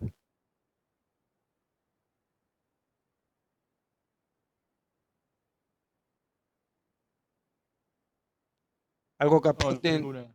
¿Cómo, perdón? No tengo consulta. ¿Alguno de los colaboradores de cátedra que quieran aportar algo? Yo por mi parte no, Claudio, no Bueno. vi nada raro como para acotar. Bueno, ¿fue claro entonces? ¿Entendió? Por mi parte tampoco. Bien, bueno, entonces Por mi parte tampoco. Bien, entonces, esperen que salgo de acá. Vamos a terminar con fatiga, como les decía. Y vamos a ver un temita que quedó pendiente, que lo dejé para el final. Siempre queda para el final porque a esta altura tenemos que ya tener algunas, para dar esto tienen que tener un poco de entrenamiento con el tema fatiga. Bien, la teoría de daño acumulado o regla de Miner o Miner, como es conocido, y criterios de diseño. ¿Sí? Unos criterios de diseño que se utilizan en la parte aeronáutica y espacial también. Vamos a arrancar primero, es corto, así que no se preocupen, y es sencillo. Son teorías, la de daño acumulado es basada en la investigación, pero el desarrollo de la teoría de daño acumulado, la fórmula es empírica, se aplica desde hace muchos años y anda muy bien. Trata de lo siguiente. Vamos acá. Ahí. ¿Se acuerdan de este diagrama que expliqué el lunes pasado? Que nosotros un diagrama de Hess complejo, que era todo el despegue de un avión, el vuelo y demás, y esto era todo un ciclo que después se repetía con diferentes cargas y demás, bueno, que lo podemos reducir a un sistema más simplificado que es este. Bueno, Esto representaba prácticamente el taxeo del avión, o sea, cuando está en plataforma, ¿sí? Va carreteando, 2000 veces registra este tipo de ciclo, 200.000 veces registra este tipo de ciclo al componente. Estamos hablando de un componente particular del avión, no importa, en este caso es simplemente a título comparativo. Después tenemos otras 2000 veces se encontraba con estas perturbaciones dadas por la atmósfera, ráfagas, acá intensidades de este tamaño 100 veces, estas son las veces que se encuentran, los encuentros que tuvieron, y de intensidades mucho más grandes 2 veces. Este tipo de ciclo así en este orden, lo voy a tratar de explicar de esta manera. Esta es la realidad, esto es lo que sufre un componente. Ahora, del punto de vista de la fatiga, un componente o una pieza empieza a sufrir inicios de fatiga generalmente en zonas preferenciales, donde hay concentradores de tensiones, hay pequeña iniciación, ¿sí?, de fisuras en varios frentes, como vimos, la nucleación, ¿sí?, y va a depender de si la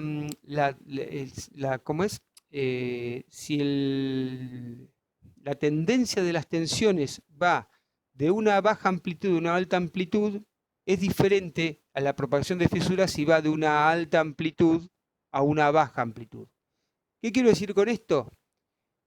Que el gradiente de tensiones, ¿sí?, cuando va de una baja amplitud a una alta amplitud, ¿sí?, puede ser que propague lentamente la fisura acá, y cuando llegue a estos gradientes de tensiones de mayor pico, acelere y se propaga rápidamente, ¿sí?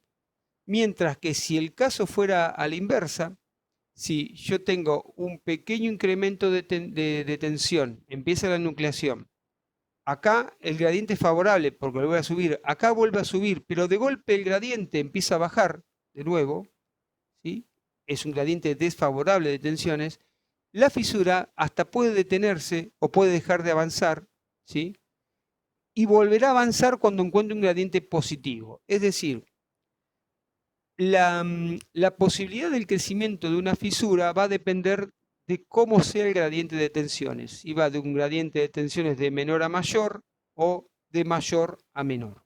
En todos estos procesos, sea este que mencioné primero o este que mencioné después, en todos estos procesos, ¿sí?, cada zona de estas, cada ciclo de estos, 2000, 100, lo que sea, acumulan en el material daño, acumulan una determinada cantidad de daño. Es decir, lo que se dañó, lo que creció la fisura o la discontinuidad, ¿sí?, va a quedar acumulada en el material, no va a desaparecer.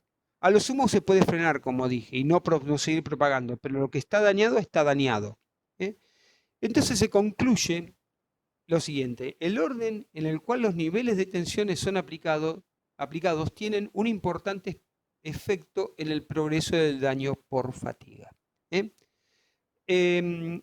Sobre esta base, sobre esta idea de acumulación de daño y del estado tensional, si uno al fin y al cabo promedia, si tomara un promedio de esto, podría sacar un valor que en definitiva que propaga una velocidad media la fisura, ¿no es cierto? Mientras que si este primero fuera creciendo indefinidamente, ¿sí?, el valor sería un crecimiento rápido, porque siempre, fíjense, siempre el estado tensional, el gradiente de tensiones es a crecer, mientras que en este caso puede crecer, puede bajar, puede crecer, puede bajar. En este caso, el valor medio de crecimiento va a ser parejo, mientras que en este caso va a ser rápido, alto, el crecimiento. Y el daño, obviamente, el daño va a ser el mismo, ¿sí?, porque en definitiva los ciclos quizás sumen la misma cantidad, pero la forma en que se propagó la fisura va a ser diferente. ¿Está? Va a ser más rápida. Entonces, la teoría del daño acumulado, o regla de Miner-Palm, porque eran dos en realidad: Palmgren, que la arrancó en 1924, y Miner la terminó de desarrollar en 1945. Dice que cada serie de ciclos, como los que vimos de tensiones, computa una fracción de daño total. Es decir, estoy rompiendo el material en función de la cantidad de ciclos, o dañando el material, mejor dicho, en función de la cantidad de ciclos que hice bajo un determinado nivel de tensiones respecto al número de ciclos hasta la falla. Esta teoría es empírica, ¿sí? Y es de amplia aplicación en la industria aeronáutica.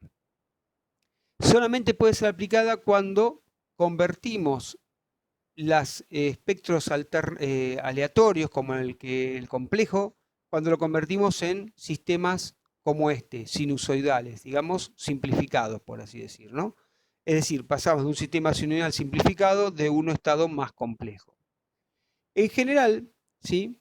Se asume que cuando todas las sumatorias de estas porciones de daño llegan a 1, ¿sí? Se produce la falla del componente. Es decir, la sumatoria de los NI, es decir, de los ciclos bajo niveles de tensiones diferentes respecto a los números de ciclos a la falla para ese nivel de tensión, la sumatoria de todos esos, cuando suman 1, se dice que el material, o la pieza en este caso, ¿sí? No tiene más vida remanente, es decir, falla por fatiga. Bien, entonces, vamos a ver este ejemplo. NI son los ciclos a la falla y N chica I son los ciclos que experimenta. Entonces, supongamos que tenemos este espectro de carga, una sinusoidal con un nivel de tensión y repitió N1 ciclos. Luego vino un N2 ciclos con un nivel de tensión más alto. Luego bajó y apareció un N3 ciclos con un S3. Vamos a la curva SN de Wöhler. Entonces, S1, que es un nivel de tensión bajos, hizo N1 ciclos. Luego apareció N2 con un nivel S2 de tensión, N2 ciclos. Luego bajó a un nivel N3 intermedio, ¿sí? Con N3 ciclos. ¿Sí? Ok, estos fueron los ciclos parciales que estuvo absorbiendo o acumulando, mejor dicho, el material o la pieza a los distintos niveles de tensiones. Pero a su vez, para este nivel de tensión, el material o la pieza rompía con N1. Para este nivel de tensión, el material o la pieza rompía con este N2. Y para este nivel de tensión, con N3. Por lo tanto, la teoría dice que la sumatoria de N1 sobre este N1 más este N2 sobre este N2 más N3 sobre este N3, ¿sí? Si es igual a 1, hay falla. Si no es igual a 1, es que todavía le queda vida remanente por delante. Esto lo podemos ver en este ejemplo. Este es un avión Beaver, un de Havilland Beaver, muy usado aquí en Argentina, en Canadá también. En Canadá es uno de los caballitos de batalla, es una zona, vuela a zonas difíciles de Canadá, que son casi el 99% de la superficie de Canadá, porque es bastante rigurosa. La cuestión es que este avión estuvo operando en África del Central y lo que hicieron fue incorporarle en un componente, en el montante, aquí en este raje que va acá en el montante, se le instalaron elementos de medición de deformaciones, strain gauge, y durante 3.000 horas de vuelo, ¿sí? Se estuvieron analizando primero las aceleraciones que experimentaba el centro de gravedad y las deformaciones que experimentaba el herraje por esas ráfagas que aparecían en operación. Se llegó a esta conclusión, a esta tabla de valores. La banda de ráfagas en pies por segundo en 3.000 horas fueron variadas. Entre 3 pies por segundo y 5 pies por segundo, que son ráfagas de baja intensidad, experimentó 910.000 encuentros de ese tipo de ráfagas. Es decir, 910.000 veces o ciclos apareció esa ráfaga. Entre 5 y 7 pies por segundo de ráfaga, 72.000 veces. Entre 7 y 12, 14.000, entre 12 y 17, 5.000 y entre 17 y 20, 7.800. A esos niveles de ráfaga se registraron niveles de tensión como las que vemos acá. 3.000, 4.800, 6.500, 8.000 y 10.000. A estos niveles de tensiones, para el material le corresponden ciclos de falla infinito, vida infinita, es decir, con un nivel de tensión de 3.000, el componente soporta infinito número de ciclos. con un nivel de tensión de 4.800, 3 millones de ciclos. Con este, 1,5 millones de ciclos. Con este, 41.000 ciclos. Y con este, 15.000 ciclos. ¿Sí? Es decir, tenemos los que experimentó el componente en operación y los que llevan a la falla a esos niveles de tensión. Si esto lo ponemos en la sumatoria de la regla de Miner, vamos a tener que 910.000 ciclos sobre infinito da 0. O sea que este término no contribuye al consumo de vida, porque el material soporta infinitos ciclos. Pero esta proporción sí aporta, esta proporción también, esta proporción también y esta también. Si ustedes hacen la sumatoria de esto, les queda este valor. Es decir, aproximadamente 0,6. Es decir, que en 3.000 horas el avión consumió el 60% de la vida del componente. Es decir, que me queda un 40% de vida por delante. ¿Sí? Ese 40% es llevado en horas, no es más ni menos que 1.200 horas. Es decir, que en 3.000 horas sumó el 60%, le quedan 1.200 para poder completar 1, es decir, puede volar 1.200 horas más o en el total 4.200 horas, ¿no es cierto? Lo que soportaría el componente. Así se analiza Miner, con espectros más complejos se hace lo mismo, ¿sí? Pero es fundamental tener la curva de la pieza a falla, digamos, ¿no es cierto? Que sería esta, sea porque hicimos un ensayo o sea porque la aproximamos a través de la metodología como las que vimos en el ejercicio 1B, ¿sí? O bien, y también, perdón, tener lo que experimentó realmente la aeronave y el componente de la aeronave en servicio, digamos. Entonces se acota la cantidad de horas, se analiza los niveles de ráfaga o de aceleración que experimentó, las veces que tuvieron que experimentaron esas aceleraciones y los niveles de tensión. Los niveles de tensión se miden indirectamente porque en realidad no podemos medir tensión en la pieza, sino que medimos deformaciones específicas. Pero sabemos que si estamos en un régimen elástico, las tensiones son proporcionales a las deformaciones específicas a través del módulo elástico. Si conocemos el módulo elástico y conocemos las deformaciones que me dan los strain gauge, conocemos las tensiones, ¿sí? Entonces, de esa manera se construye la tabla para poder calcular la regla de Miner y estimar la vida remanente en servicio del componente, ¿sí? Entonces, ¿está claro? Recuerden siempre esto, es acumulación de daño, ¿sí? Se acumula, es algo que el material lo guardó en sí, sumó daño, porque la fisura que nucleó en un lugar siguió avanzando, a lo sumo paró, porque el nivel de tensiones, el nivel de gradiente de tensiones no le es favorable para el crecimiento, pero el daño está, o sea, consumió parte de la vida. Por ejemplo, consumió un 10%. Entonces me queda un 90% todavía de vida, que si yo le bajo el nivel de tensión, ¿sí? Esa fisura probablemente o no propague o propague en forma mucho más lenta. ¿Está bien? De esa manera se analiza esto. ¿Alguna consulta? Pero esto es a partir de que tenemos una fisura. Esto a partir de que que estás asumiendo, sí, estás asumiendo que en algún lugar se está generando una nucleación. En los primeros ciclos de carga, ¿sí? Vos tenés una nucleación, ¿sí? En algún lado. Generalmente se conocen, toda pieza tiene un punto de concentración de tensiones y ahí empieza el problema, ¿no es cierto? La concentración de tensiones genera la nucleación del material, sí.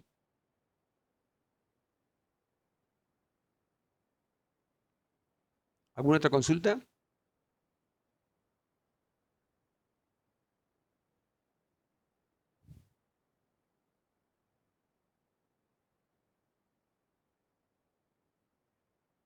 Bueno,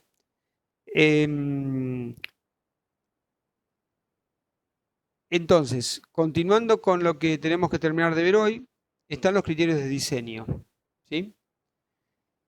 Esto viene de regulaciones internacionales, generalmente viene de la OASI y de la FAA, la Federal Aviation Administration de Estados Unidos, los cuales han desarrollado los requerimientos Federal Aviation Regulation Par 23, que es para aviones de pequeño porte, aviación general, hasta 5.700 kilos de peso máximo al despegue, aviación de transporte, Par parte 25 y otros etcétera, pero va con C.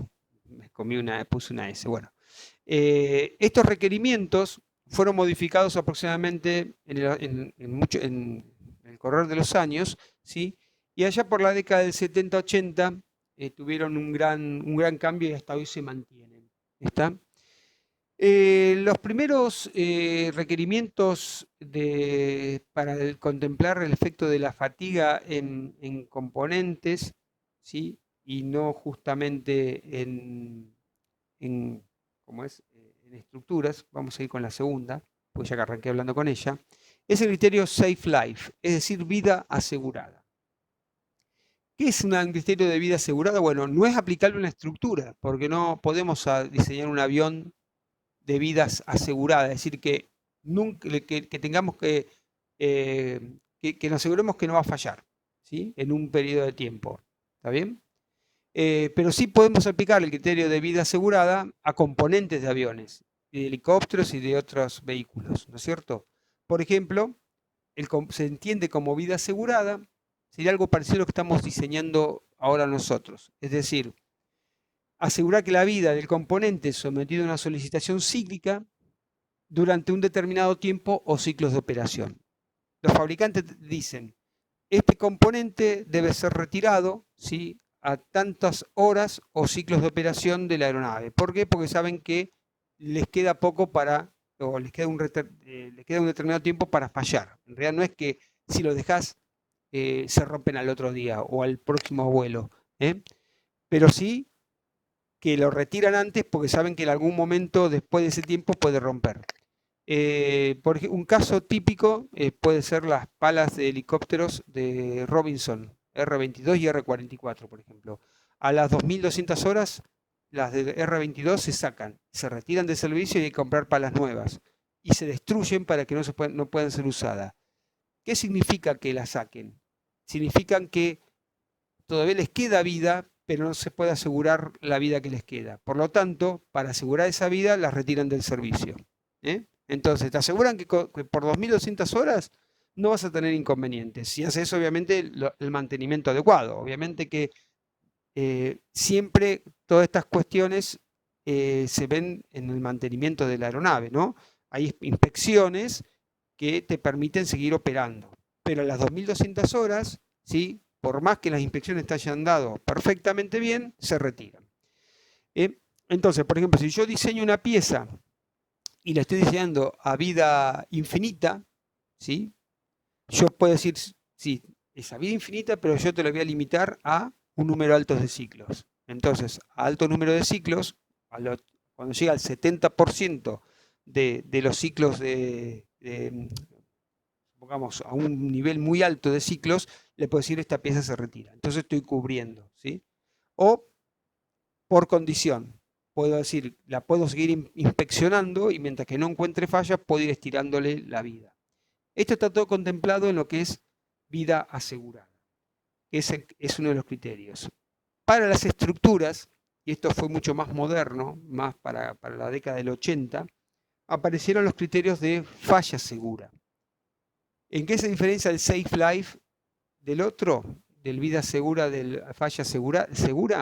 Es que esto asegura que una pieza que falle, ¿sí?, bajo carga cíclica o sometido a un estado de solicitaciones cíclicas, no afecta al resto de los componentes o estructuras.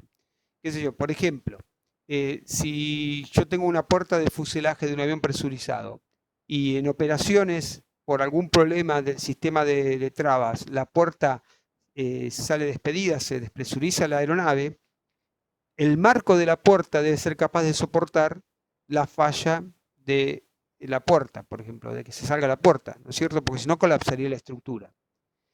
Ese sería un caso o un ejemplo de falla segura, digamos. Estoy haciendo eso. Pero la falla segura, a su vez, se le incorpora lo que se llama tolerancia al daño, o sea, van combinadas. Falla segura y tolerancia al daño. La tolerancia al daño viene de la fractomecánica, que lo vamos a ver en unas clases más. Es convivir con la falla, es decir, supónganse aparece una fisura en el fuselaje nuevamente, ¿no? Esa fisura, a medida que vaya operando la aeronave, se va a ir propagando a una determinada velocidad, va a ir avanzando, ¿sí? Y se le ponen, o sea, se va estudiando cómo va avanzando porque se sabe cómo evoluciona esa fisura y se le van poniendo limitadores de propagación de fisura, cosa de ir frenándola, ¿sí? De tal manera que si la falla continuara, la discontinuidad continuara, ¿sí? Y llegara a producir la falla del componente, aparecería el criterio de falla segura, es decir, se podría romper ese, pero el resto de la estructura seguiría soportando la carga sin problema. Es una combinación de tolerancia al daño y falla segura. ¿Está? En tolerancia al daño, vamos a ver que se permite crecer la discontinuidad, uno convive con esa discontinuidad, ¿sí? Si ustedes le dicen a una persona común que la aeronave que va a volar tiene por todos lados fisuras, no sube, ¿eh? Pero en realidad es así, las aeronaves tienen determinadas fisuras con determinadas longitudes que están totalmente dentro de los criterios de tolerancia al daño de los fabricantes, ¿sí? Pero a su vez todavía les queda el de falla segura, digamos, que si por más que falle, el resto de la estructura es capaz de soportar la falla de ese componente o esa pieza. Entonces, esto se aplica mucho en aeronaves de transporte, en helicópteros también, que son aeronaves muy complicadas desde el punto de vista de la fatiga. Los helicópteros sufren mucha fatiga porque es una máquina de vibrar. Sí, vibra la estructura, vibran las palas transfieren vibraciones a las estructuras, hay acoplamientos, bueno, hay un montón de efectos que hacen que el helicóptero en sí esté muy sometido a cargas cíclicas. Y las aviones de transporte, obviamente, por la cantidad de ciclos que realizan y las operaciones que realizan. Los aviones de menor porte, ¿sí? También se les aplica criterios de estos, pero no son tan estrictos como en aeronaves de transporte. Igual se aplica esto de falla segura y de y del vida asegurada. ¿Está bien? Sacar, por ejemplo, un ejemplo más de vida asegurada del primero es, por ejemplo, retirar del servicio un bulón de vinculación. Entonces, de esa manera cambian el bulón a tantas horas y listo. O un filtro de aceite, sin ir más lejos. Un filtro de aceite que no es algo estructural, es un componente de motor, ¿sí? El filtro de aceite se cambia cada tantas horas, producto de la contaminación con partículas del motor. Entonces, es como un auto, ¿no es cierto? Si ustedes no lo sacan y se contamina y se bloquea o empieza a no filtrar, produce daño en el componente. Entonces se retira a tantas horas. Es por uso. Y hay un último criterio que no está acá, que lo mencioné hace un rato, que es por condición. Es decir, muchos componentes, como por ejemplo los rotores de helicópteros, de materiales compuestos, si la mayoría de ellos, son por condición. Es decir, mientras que no presenten algún daño de algún tipo, un golpe, entalladuras, mala manipulación o lo que sea, mientras que no presenten algún tipo de daño, ¿sí? Se evalúan, se chequean, se hace una inspección y si están en condiciones siguen operando. Entonces se llama inspecciones de condición y es por condición. Entonces no tienen vencimiento a no ser que ocurra algo de lo que mencioné antes. ¿Está? Bueno, con esto tenemos un poco cerrado el tema de Miner, lo tenemos cerrado el de Miner y el de los criterios más utilizados, no solamente en aeronáutica, estos, sino que también los componentes espaciales se suelen diseñar con tolerancia al daño y falla segura, ¿sí? Bueno, ¿alguna consulta? El otro no se aplica porque el componente espacial cuando se va al espacio, listo, ya no se puede hacer mantenimiento. Entonces, únicamente el que cabe es este, ¿no es cierto?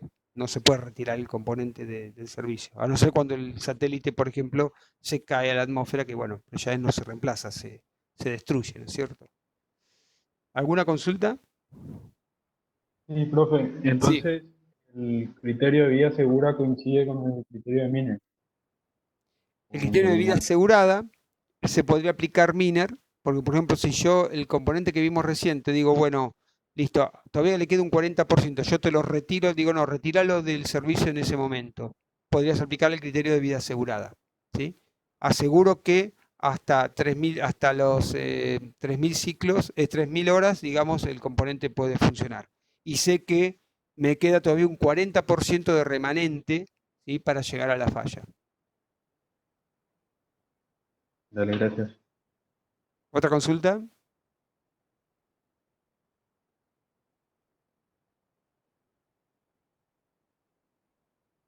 Bueno, hay consultas. Si no hay consultas, yo lo que voy a hacer ahora es, voy a subir, voy a corregir algunos errores que había acá, que se me han pasado, y voy a subir la práctica a la página de la cátedra, ¿sí? Y también esto, y después le paso a los chicos la grabación de la clase para que les quede a ustedes.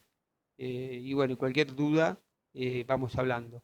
Yo les recomiendo, antes de iniciar la práctica de fatiga, que hagan una revisión de la teoría de fatiga, porque son muchas cosas y si no se van a perder. ¿Alguna consulta más? Sobre la práctica. Sigue siendo grupal. Sí, las prácticas son grupales. Las prácticas son grupales. Y repito, son grupales y la idea es que ustedes entre todos, obviamente se repartan el trabajo, pero que después lo discutan. Por si me ha pasado de gente que no sabe qué es lo que hizo el compañero porque le pasó el ejercicio y no tiene sentido eso. No es la idea de la práctica grupal. Pero bueno, a veces se entiende y a veces no se entiende. ¿Otra ¿Y qué consulta? fecha de entrega tiene? Está el 8 de mayo. El 8. 15 días siempre. Buenísimo, gracias. De nada. ¿Otra consulta?